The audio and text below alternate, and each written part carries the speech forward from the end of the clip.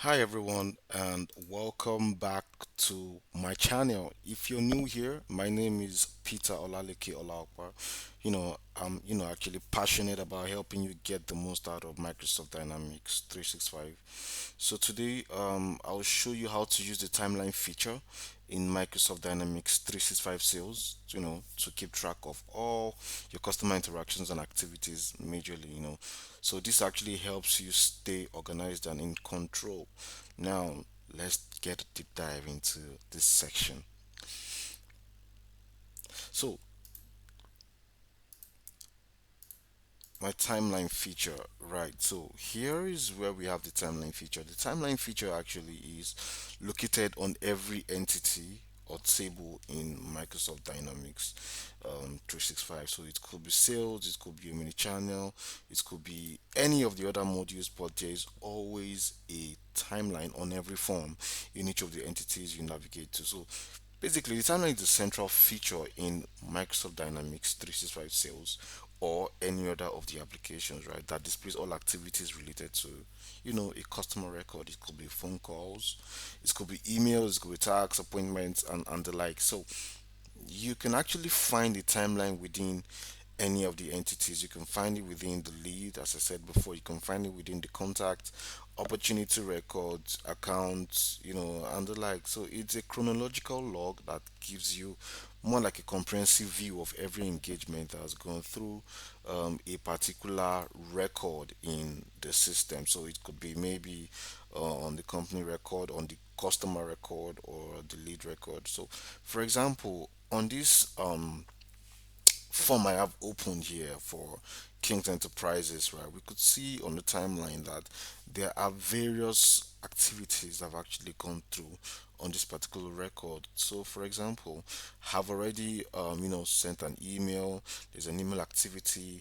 We've, scheduled an appointment and we've met our appointments. That's why we have the Microsoft Teams notification popped up on the timeline as well. We also have emails here. We have, okay, there was actually a quote that was closed by me on this timeline. So we're getting various, activities that can be tracked on the timeline. So it gives you more like an overview of everything that's happened on a particular record, basically. So, I mean, it's a very useful feature of the timeline. For example, I could just, do all kind of activities that I'm actually interested in, and I could add notes as well. So, for every activity you have, going around or work process or workflows around a particular record, it's highly recommended. It's best practice to always document these details in the notes section of the timeline.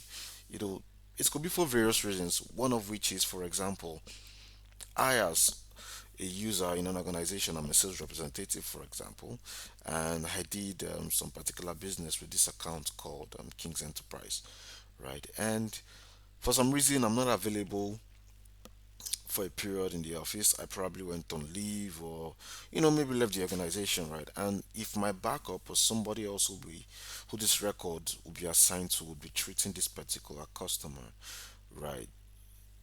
He has to understand the history of this customer, so he doesn't, is more efficient when dealing with this customer. He doesn't go back and asking questions in circles, right? So at the glance of this form, there should be detailed notes by the previous person who worked on this particular record. So whoever is taking over it can have a summary of what exactly has transpired within the previous user and this particular customer. So yeah, that's for the notes. Then we also have a very beautiful feature here, where we can actually, filter down through various record and activities that's been captured on the timeline for tracking purposes.